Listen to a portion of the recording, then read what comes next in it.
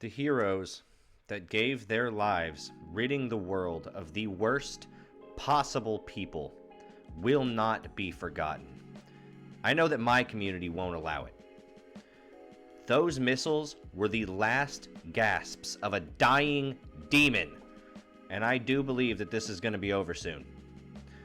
Please consider subscribing while we look and see what these bastards did. Unfortunately, this is a conflict, and in conflicts there are casualties on both sides, and it is tragic. However, missile defense systems aren't always 100%. There can be ones that get slipped through. Technology isn't always accurate, and there have been now confirmed Iranian missiles striking northern Israel. And I don't know if anybody died. I don't know if anybody was injured in this. Gods, I hope not.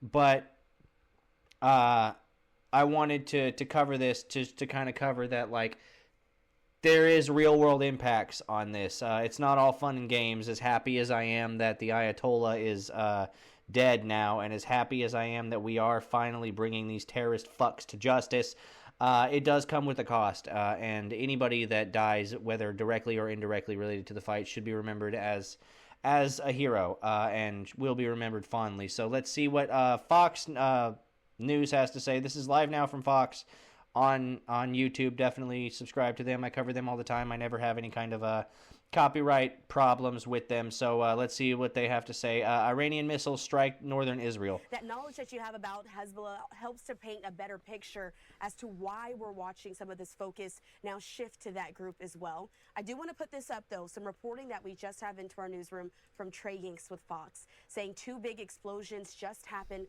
over Tel Aviv. And we also have this update as well, saying that Iranian missiles are now targeting areas in northern Israel. Yeah, they're targeting. So they've been targeting Tel Aviv for the last 24 hours or so. I guess they're going to start targeting other areas of Israel, hoping to slip past the Iron Dome system. I have to ask you, as we're looking at this vantage point and a few others that we have here in our newsroom, how is Israel able to protect? Also, shout out to the reporters that are just in flak jackets over in fucking war zones just so they can tell everybody what's going on, man. Like, those guys are brave as fuck. Protect itself in a situation like this. We've been watching some of what we've seen with the Iron Dome. Of course, it's been fascinating to see some of these missiles being intercepted over the skyline. But truly, in a moment like this is something Israel has been prepared for, I'm sure, for several decades. Absolutely. You know, I mean, Israel had to cope for more than a decade with thousands of Hezbollah and Hamas missiles entering its territory and targeting its civilian centers, and with the technological know-how that and the entrepreneurial spirit that I think defines Israel, they were able to develop this Iron Dome technology, which the U.S. is now working on a version of that. Yeah, we are. The Golden Dome, baby. We're gonna incorporate Greenland. It's gonna be glorious. We're gonna have a shield over this entire half of the planet. You watch. To defend our homeland. But the Israelis were able to deploy the Iron Dome very effectively. It has a... Well, they didn't really have a choice, man. Look, a lot of people don't know this, but yes, Israel is attacking them, and yes, Israel is fucking throwing missiles at them, but Iran has been lobbing 3 missiles a day into fucking Israel for the last 20 fucking years, okay? So over the course of the last 20 years, they've lobbed more than 11,000 missiles over into Israel, and thanks to the Iron Dome, Israel has been able to escape with minimal casualties, and I fucking thankfully, man, because somebody needs to be able to stand against these terrorist bastards, and somebody needs to be the country that lives right next door to these guys. And these Jews out here, fucking, they got some balls, all right? The balls as big as their noses, okay? Very high rate of interception success. So most of these projectiles coming through get knocked out of the sky before they're able to do any damage. Yes, they do. Yep. But I don't think the Iron Dome or any missile shield is infallible. There will always be cracks, and you're seeing... Yep, and we anticipated this, which is why the United States also stationed its own version of air defense systems in the region to help support the Iron Dome, because we knew the moment this happened, Israel was going to be the primary the primary target of the attacks. And thus far, it has been. Like I said, people have been running in and out of these bomb shelters all night. These news reporters have been giving news reports and going live from the fucking bomb shelter. So like it's crazy over there, man. And I think the Iranians are trying to exploit those cracks and they're trying get as many missiles as they can into Israel. They launched 200. They know they can't win, so they're just trying to cause as much damage as they can before they inevitably turn to fucking pink dust. Yesterday, the sense I'm getting today is that there will have been even more, and I think they want to make sure that, if Israel is pursuing this project of regime change, then the Iranians want to ensure that the Israeli people suffer as much as possible because of that. And we're still looking at some of these live vantage points, watching the aftermath, and we know it's not only happening there in Israel. The United Arab Emirates also said that they're closing their embassy in Iran. They announced that withdrawal of its diplomatic mission after strikes from the Islamic Republic. Yeah, okay, so I guess the UAE is abandoning Iran. Fair enough. I mean, it makes sense.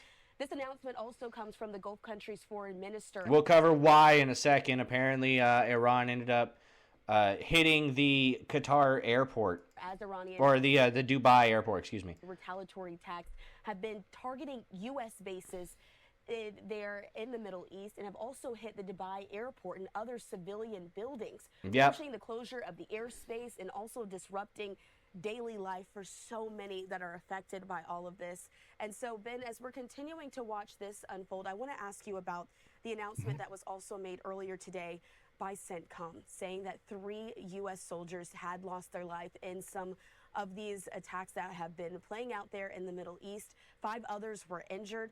That does remind you kind of the sobering response of what the effects are of war and some of these strikes in the Middle East. Yeah, and I would say that was one of the most heartbreaking developments of today, is the death of 3 U.S. servicemen and the wounding. Rest in peace, those heroes to the flag of the United States of America. They fought for their country and they died for what they believed in, and we will all have a much more peaceful world because of it. So I want to thank those heroes for their ultimate sacrifice. Of 5 more. I'm still waiting to see details from CENTCOM as to exactly how and where that occurred. But it's a reminder that in wartime situations, even if you're not actually directly in the theater of war, death and injury are a risk. I think that what makes this operation very different from the operations in Iraq and Afghanistan is that there is no commitment to put boots on the ground. So there will be no ground warfare, no IED attacks of the sort that we saw in Afghanistan and Iraq that wounded and injured, many hundreds of our servicemen and women. But yeah, this is absolutely not risk-free. But I think the U.S. military commanders, certainly one of their top priorities is going to be minimizing the exposure of U.S. servicemen and women to lethal situations like this one. I do want to ask you also about some of the allies there that not only the U.S. has in that region, but we did hear from the French President Emmanuel Macron saying today that the conflict has now prompted France to reinforce its military posture and its defensive support for its allies there in the Middle East. He didn't elaborate at that point, but he did note that a drone hit a hangar today at a French naval base, saying that France... Oh, you fucking tell him, AI Trump, in the chat. Quote, be able to adapt our posture to the evolution of the last few hours. I think this also just points to the wider effects. We keep talking about the main 3 nations that are involved in this, the United States, Iran, and Israel. But this is also having far-reaching effects to other international countries as well. Absolutely. And I think, you've seen, Christina, a very interesting shift in European countries over the last 24 hours, right until the eve of this. Yeah, they all came out and said, listen, we're not going to support Iran on this, and we hope that the U.S. and Israel achieve success in this operation. We're not going to help, but we're also not going to support Iran. they were very reticent about giving their blessing to it. Yesterday you were among many channels that broadcast the British Prime Minister Sir Keir Starmer talking about the need to prevent escalation and to get to a peaceful solution as quickly as possible. But the UK is also now deploying the Royal Air Force in the region. And I think, in some ways, because of the successes so far in this operation inside Iran, decimating the leadership, targeting the Ministry of Defense, the Ministry of Intelligence, targeting as well the headquarters of the IRGC, the Islamic Revolutionary.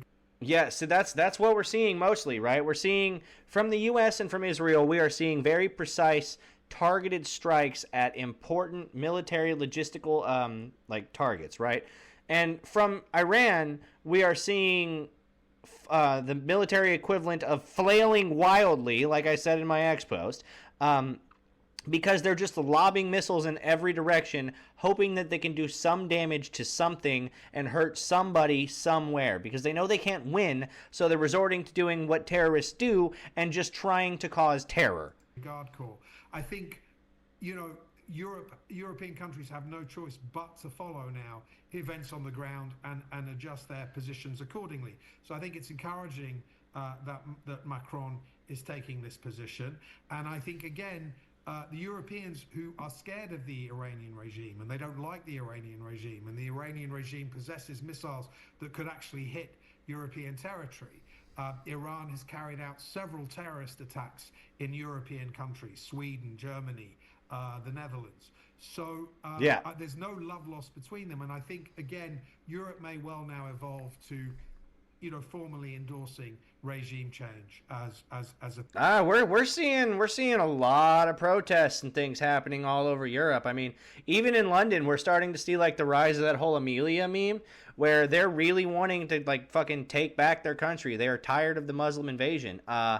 And I fucking based, absolutely. Over in France, we're seeing that. Over in down in South America, we're seeing protests against oppressive regimes, right? The fucking One Piece flag is flying all over the world right now, and I think it's probably just a super bad time to be a terrorist, position rather than real bad time for sand people nowadays. You know what I'm saying? Seeking to reform the empire is striking back. If you get my drift. The regime from within. And so we're watching this just coming down from Reuters, saying that the U.S. military's Central Command says over 1,000 Iranian targets have been struck in this ongoing operation.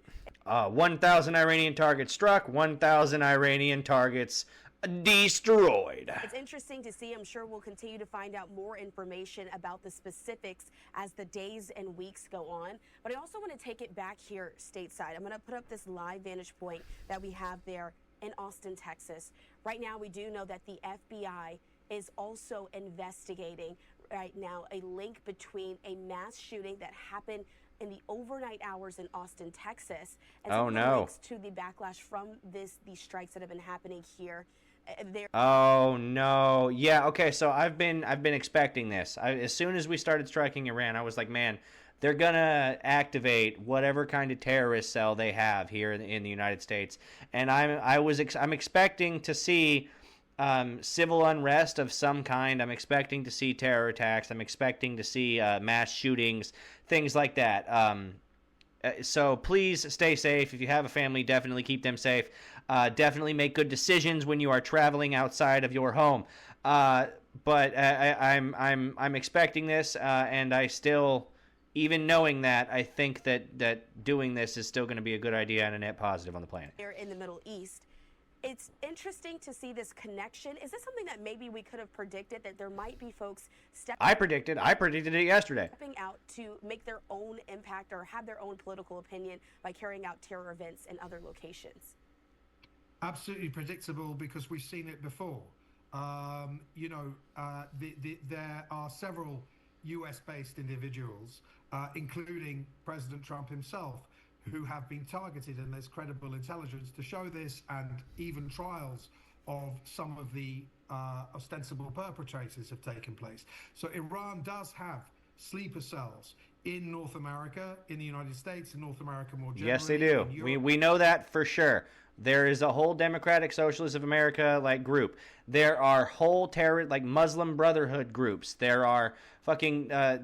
I wish I've pulled it up in previous videos, so definitely go back and watch that. But there are whole terrorist organizations that we know about that are registered fucking political action groups in the United States. Now, they are particularly over in LA. They're up in New York, over in Chicago, and fucking like Cincinnati, Ohio, and Dallas, Texas. And they're all in usually like the super large cities, but they do exist. And I think that is important to know because the Muslim Brotherhood, I believe, has been labeled a terrorist organization by the United States. And for whatever reason, there are chapters that are allowed to exist within the U.S. So that's why I kind of just assume there to be some sort of civil unrest, because it would be ordered by the Iranian regime. Now that the Ayatollah and like 40 of the top military commanders are dead, we'll see what the new people that are going to be put in charge have to say about it, but currently I'm expecting it.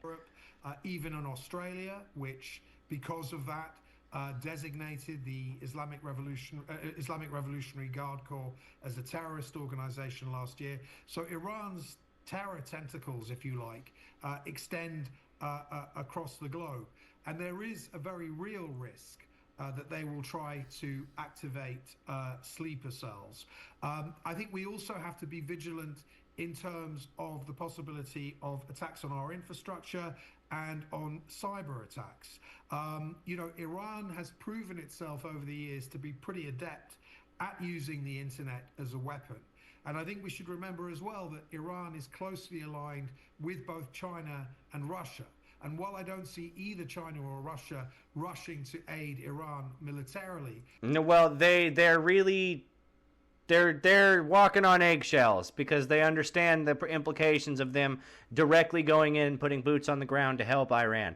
Now, China's helping Iran by giving them kamikaze drones, but our microwave weapons will take care of those easy because the U.S. is just fucking space age and based at this point. I do think it's eminently conceivable that Russia and China, that also have a lot of experience in mounting cyber warfare and in mounting very dangerous disinformation campaigns, will come to the assistance of the Iranians on that score. So I think vigilance at local level, police forces, especially, is absolutely warranted in this situation. Ben, your expertise and sort of your breakdown of this situation has been so valuable. I appreciate you for continuing to be with us here on Live Now from Fox. I do want to ask you one last question. We're taking this live look there at Mar-a-Lago. We do know that it was reported that President Trump was there at Mar-a-Lago monitoring all of this as it unfolded there, the strikes, the conversations with several world leaders, all taking place here. Dude, I wouldn't be surprised if they just move the White House fucking down to Florida and it's just Mar-a-Lago now. Like, just make that whole compound the White House. Fuck it. But I will say, other than an 8-minute video that was released an hour or so after those attacks, we haven't heard from the president yet. When he does finally speak, what do you think will be the center core of his message? Well, far be it from me to second guess President Trump. A very, very difficult thing to do. I think from what I have heard of him in the last 24 hours, it's clear that he's playing his cards very close to his chest. He gave an interview last night where he... Oh yeah, say what you want about the Trump administration. Their operational security is fucking on point, man. You don't know a damn thing until they want you to. He talked about... like even now, even this fucking operation they're doing, they didn't really tell Congress about it. They told the important people, but they didn't tell the General Assembly because they knew that the Democrats that hate the fucking country would leak that information to Iran. They knew it. Particularly your Ilhan Omars, your Rashida Tlaibs, your Jasmine Crockett's, your Alexandria Ocasio-Cortez's, your Bernie Sanders, your Chuck Schumers, your Nancy Pelosi. I could keep fucking going because there's apparently a lot of Democrats that are on the hot seat for being spies for the Islamic Republic of Iran. He's sort of teased by saying, I know who's in charge in Iran now, but I'm not going to tell you who it is. He also said that he thought there were some good candidates that could take over the leadership of Iran, but it wasn't clear You know, was he talking? There's like a whole exiled prince that they really want to come back, and I'm fine with it as long as they get democracy and as long as they start being good people. Talking about figures from within. Stop supplying terrorist organizations with millions of dollars, and you'll be a friend to me as far as I'm concerned. The regime, or was he talking about figures from the opposition, like Reza Pahlavi, the son of the former Shah of Iran? Yep, call me crazy. I'm a simple fucking man. Okay, you don't give money to terrorist organizations. You don't beat women and behead protesters in the streets. And we'll get along. Like, call me crazy. So I think Trump now is juggling with, you know, do I see regime change through, or do I pull back now and try and negotiate with a more junior thug? In that there is no pulling back. We're balls deep in Iran, baby. Balls deep. regime. The example of Venezuela is quite instructive here. You might remember, it seems like ancient history now, but just last month, you know, the US unseated the Venezuelan dictator Nicolas Maduro, but left the underlying regime intact and is now negotiating with that regime. So it may be that President Trump is tempted to do something similar here in Iran. I hope he doesn't, because that's a recipe for a Groundhog Day scenario. If we carry on doing business with this regime, if we allow this regime, you know, which is now on life support, if we allow it to survive, I think, you know, Christina, we're going to be having this conversation a year from now, 2 years from now. And as you said, it is difficult to get into the mind of the president. We have to just wait and see. Yeah, this is not going to be a prolonged conflict. It really is not. It is going to take a week at most. Until he speaks for himself. But Ben, as always, your insight is so helpful for us as we're watching all this unfold in real time. No true full answers yet, but just something we have to pay attention to. Thank you so much for. I mean, think of it like this: in 12 hours, the United States and the Israeli Defense Force have killed what is essentially the president and his entire cabinet of Iran, right? Like, put it that way, okay? They've already lost.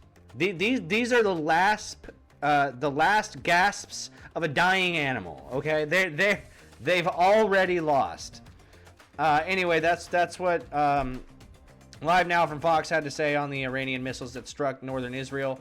Unfortunately, like they brought up, the United States has received a couple of casualties from this. So at least 3 U.S. troops have died, according to CNN, since the U.S. and Israel attacked Iran, prompting a massive retaliation and plunging the region into a state of uncertainty. So we're gonna watch and see what they had to say about it. I'm covering CNN because, you know, I like to get coverage from both sides, and this is relatively recently coming out. So let's see if I can pull this up.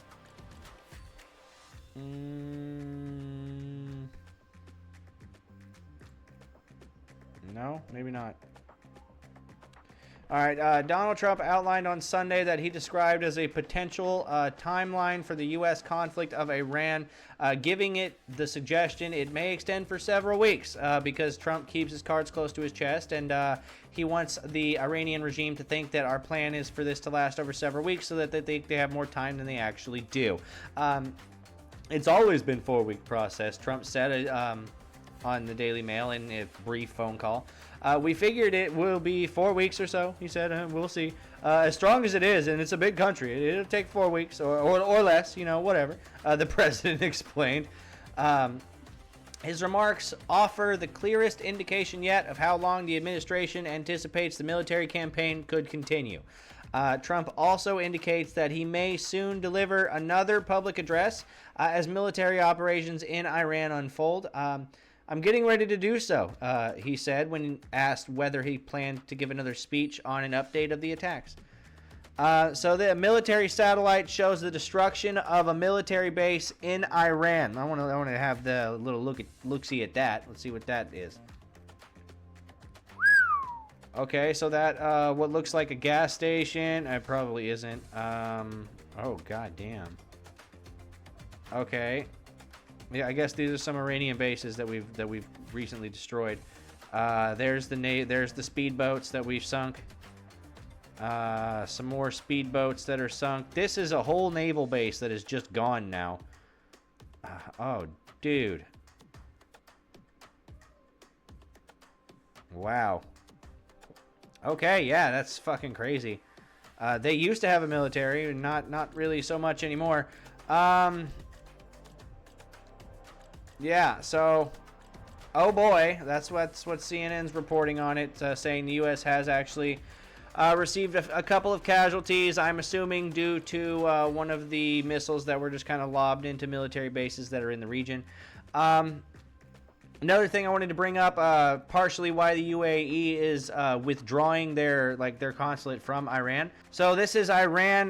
This is Times of India on YouTube. Iran destroys Dubai International Airport and hits Burj Khalifa and bombs Abu Dhabi airport. So we're gonna see what happens. Apparently, during Iran's militarily wild flailing, one of their missiles ended up hitting Dubai's civilian international airport, which I guess is a big deal, at least for the people that have a lot of money in the region. And fire across the Gulf.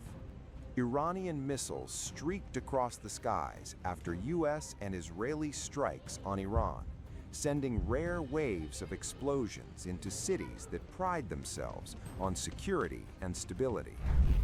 In the UAE, blasts were reported in Dubai. Debris rained down near strategic infrastructure, and air defenses roared into action. In Abu Dhabi, tragedy struck. Regional tensions that once seemed distant have now reached the heart of the Gulf's commercial hubs. This is no longer shadow conflict. It is confrontation in the open. The first confirmed casualty in the UAE came from Abu Dhabi. Officials said one person was killed in an incident at Zayed International Airport. Airspace security across the region has been tightened as missile activity and interceptions continue. The airport, a major international gateway, became part of a wider emergency response as tensions surged. In Dubai, flames rose from Jebel Ali Port after shrapnel from an aerial interception ignited parts of the site. The Dubai media office said civil defense crews were working to fully contain and extinguish the fire. There were no immediate reports of injuries from the port blaze. Authorities emphasized that outdated videos from a 2021 fire at the same port were being recirculated online. Okay, so Iran was circulating a lot of like old videos to try and make themselves look better. That's a kind of a common tactic that they do. That's fair. And warned that such footage could. I really hope nobody got hurt, but given that it hit a major international airport, on like a Saturday, I'm gonna assume that someone probably did. Spread misinformation. Jebel Ali Port lies just south of Palm Jumeirah. Okay, so they hit a port and the airport. Okay. Witnesses earlier reported hearing a powerful explosion and seeing smoke rising into the skyline. The incidents in the UAE. There it is. There's the missile right there. Followed Iranian missile launches toward multiple Gulf cities after U.S. and Israeli strikes on Iranian territory. Explosions were reported in several locations, shaking buildings and sending residents rushing for cover. Jeez. Air defense systems activated across the region, intercepting incoming projectiles mid-flight. While many threats were neutralized, falling debris and shrapnel created secondary hazards on the ground. For Gulf states long seen as insulated from direct confrontation, the strikes marked a rare and alarming escalation. Commercial ports, airports, and iconic urban developments have now entered the conflict's perimeter. The economic impact is significant, especially for cities that function as global aviation and trade hubs. Yeah, look, the economic impact is going to be pretty fucking crazy, primarily for Europe and Asia.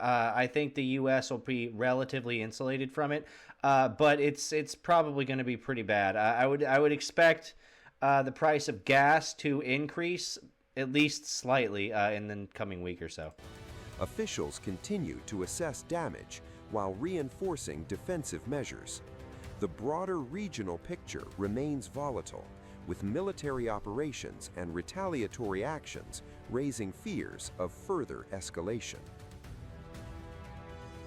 Iran's foreign minister Abbas Araghchi has issued a stark warning This is the terrorist in a suit that I talked about earlier. to Gulf nations, Bro's not even wearing a tie. I bet that's a dress underneath that. escalating tensions as the regional conflict widens. According to Iran's semi-official Look at all of these people that are probably dead now. Mehr news agency, Araghchi contacted the foreign ministers of Saudi Look at all of these probable and possible pedophiles. Arabia, the United Arab Emirates, Qatar, Kuwait, Bahrain, and Iraq, urging them not to allow the United States or Israel to use their territory to launch attacks against Iran. He warned that any country facilitating such operations could be considered a legitimate target.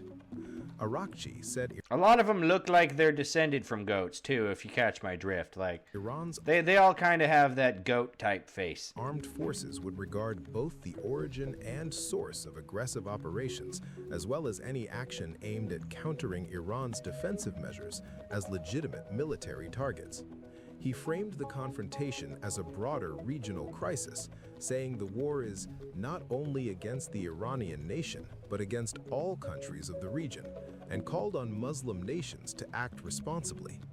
In an interview with NBC News, Araghchi insisted Iran is targeting American military installations. They're trying to target American military installations. The problem is their missile targeting systems are fucking dog shit, and will either fail or miss. In the region, not American civilians. He said, "We are attacking American bases, They're trying. military bases in the region, and military installations and facilities, and this is only as an act of self-defense," he said. He accused Washington and Israel of starting the aggression, calling it a war of choice. Look at these two gentlemen right here, biggest cocks on the planet. These two right here, epic lion, all right? Roaring fury. By the United States, while emphasizing that Tehran does not seek a broader war. There is no communication right now, he added, but signaled openness to diplomacy if U.S.-Israeli strikes stop. Once the aggression is stopped, we would also stop our self-defense. Meanwhile, Araghchi strongly condemned what he described as the bombing of now all of a sudden they want to talk. Now all of a sudden peace is on the table. You know what? You had your chance. Trump gave you 15 days, brother, and here we are. girls' primary school in Minab, southern Iran. He said dozens of innocent children were killed when the school was struck in broad daylight. Iranian outlets reported more than 50 fatalities, though the Israeli military said it was reviewing the reports. Independent confirmation of the death toll has not yet been established. The crisis now threatens to draw in multiple regional actors as calls for de-escalation grow louder. Given what happened last January and the thousands, if not tens of thousands of people were gunned down on Iranian streets, I don't think it's very strange to see that many Iranians or some Iranians actually being happy seeing that regime forces are being targeted. But as we know, no war is clean, and there will be inevitably civilian casualties, and that might change the general mood as well as the war progresses. Regime change do not take place, cannot be done from the air.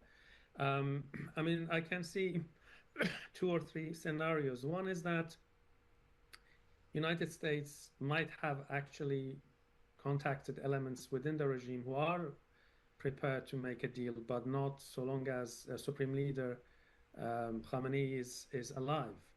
And this scenario will be very similar to Venezuelan case. So you take out a particular leader, allowing for more pragmatic elements to take over. There are elements within the regime who... Side note, I'm absolutely loving this fucking AI Trump kick bot, man. Based on their interests and also some of their views, might be more likely to reach a deal with the United States. And there are also former elements of the regime who are marginalized, like Mir Hossein Mousavi, the ex-prime minister who disputed elections in 2009 and led the so-called Green Movement, even Hassan Rouhani, who signed the nuclear deal. And he in particular has a lot of influence within IRGC itself. So under what circumstances these kind of people can come to the front and be interlocutors for US, we don't know. Another scenario is that, well, US-Israel... Totally fine, Stormy. I'm used to talking to myself. Basically want to degrade Iranian leadership and its military and security forces to the extent they can, and simply hope for people to take over state institutions, which actually during the last January protest for the first... I stream, okay, so I normally stream for 2 hours, but it's mostly just because that's all the time that I have. I have to get up for work in the morning, and even after I get off a stream, I have to sit down and start editing videos and making thumbnails and doing all kinds of things with, like, trying to set up new things for us to do in the chat, and, like, I have just so much that I have to do. And I use the stream mostly as a way to film all of my videos, but also as a way to kind of like reach out and to the community and kind of have fun and talk to people and meet like-minded people. So this one will likely last a little longer than 2 hours, but it is normally only that just because I don't have any more time. I wish I had the time to stream every day. And if I could, like, if I had the money to pay somebody to edit videos for me, then I would have the time to stream every day. But since I'm doing it all kind of by myself right now, I'm kind of limited on what I can and can't do. This time there were reports of, people trying to storm police stations and IRGC paramilitary. I am working on it. The goal is to be able to stream for like 4 or 5 hours every day. But just currently with my work life and my home life also, I just don't have the time for that. Besiege bases in certain neighborhoods. So if the regime is sufficiently weakened militarily and security-wise, that's not also, inconceivable. And if that happens, basically you have a similar situation to the last days of 1979 revolution, when people actually stormed military bases and took over, weapons and so on and so forth. None of the existing opposition groups, neither the son of the late Shah, nor the Mujahideen Khalq organization, MEK, have nationwide support, nor the Kurdish groups, who have a lot of support. They don't. The fact of the matter is there's a lot of support for that current terrorist regime. Now, it is a minority, but still. In Kurdistan have, influence outside the Kurdish heartland. So I don't see any single opposition group which can command nationwide loyalty, but each of them have particular strengths in areas. So one thing I would add is that US... Yeah, I'll just reach out to Joshy. Hey, I'll give you 1,000 yen for everything you do for me. Yes, an Israeli calculation and expectation are likely to be different, and that's quite probably logical. How does 400,000 yen a year sound? Sounds like $40. For Israel, it really doesn't matter.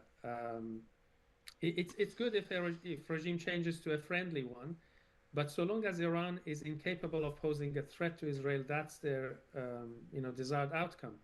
And if this is going to be through civil war, through chaos, through, I don't know, de facto... Can we talk about this guy's fucking glasses? Like, does he not notice the fact that one of them is on his ear and the other's like halfway up his fucking head? Like, what is happening right now? Partition. Like, I wear glasses. There's no way you don't notice this. Why aren't you fixing it? So be it. Is this guy tied to this chair? What's happening here? I think they would welcome that eventuality. So in that sense, those assessments which say the war has no clear objective because there is no possibility for regime change. Guy, I can't. Those arguments. I can't focus on anything else right now. Might be much more relevant to the U.S. Position, but not necessarily to Israeli desire and position. Tensions in the Middle East have erupted into one of the most dangerous escalations in years, as coordinated strikes between the United States and Israel triggered a fierce and immediate response from Iran. Iranian state media reported that fierce is a bit of a strong word there. Again, they're just kind of lobbing shit in every direction, hoping they can do anything at all. But sure, okay, talk them up, whatever, whatever. 51 people were killed after a strike hit a girls' elementary school in Minab. No, it was not a strike. It was an Iranian missile that fired and then misfired and fell back down, hitting the elementary school that missile silo was hidden underneath. Don't fucking blame that on the U.S. and Israel. In Hormozgan province in southern Iran. And if you fucking zoom out a little bit, you see that the trajectory is a literal arc. It goes up and then comes right back down. 5 were said to be wounded. Separately, Iran's Mehr news agency reported that at least 2 students were killed in an attack on a school east of Tehran. The strikes have sparked outrage inside Iran, with officials condemning what they described as attacks on civilian infrastructure. Well, you know, if the terrorist motherfuckers didn't hide their military logistical commands underneath hospitals, didn't hide their missile silos underneath elementary schools, then we wouldn't have this fucking problem now, would we? It's too bad that those cowards thought that the United States and Israel were too good to deal with the optics of hitting those things in order to take out those military targets. Fuck you. Fuck these terrorists, and fuck anybody that's going to try and run defense for them. These motherfuckers are evil. At the same time, Israel's military issued a statement claiming it had struck hundreds of Iranian military targets, including missile launchers across western Iran. The Israeli Defense Forces said the Air Force was actively intercepting incoming retaliatory attacks. Yeah, we were, and we were popping them out of the sky, baby. Signaling that a broader confrontation was This is skeet shooting for the U.S. Air Force. already underway. You're talking pull. Iran responded within hours. Explosions were heard This is one of those bunkers that we were talking about. They've been in and out of these motherfuckers all night long. across northern Israel as air defense systems were deployed to intercept incoming Iranian missiles. There were no immediate reports of casualties, but the barrage marked a dramatic expansion of the conflict.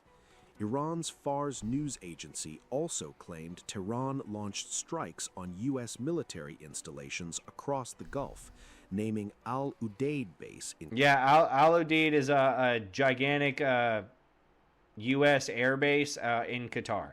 It's like one of our major bases in the region. Qatar and the U.S. Navy's 5th Fleet headquarters in Bahrain as targets. Yeah.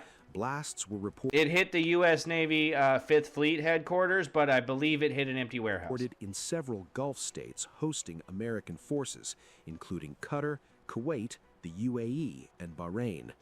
Domestically, Israel moved swiftly into emergency footing. Public gatherings were banned, schools and workplaces were shut, hospital patients were transferred underground, and Defense Minister Israel Katz declared a nationwide state of emergency. Meanwhile, the Iranian army announced it had launched dozens of attack drones toward Israel in what it Yeah, it can launch as many attack drones as it likes. The Leonidas defense system will shoot them all out of the sky. called its first extensive The U.S. has microwave weapons, fuckers, all right? drone offensive operation. Though many such drones have historically been intercepted, the message was unmistakable. The Yeah. confrontation is escalating, and the region is bracing for what comes next. They're going to do what they can to fight off the American and Israel assault, but it's not going to do any good.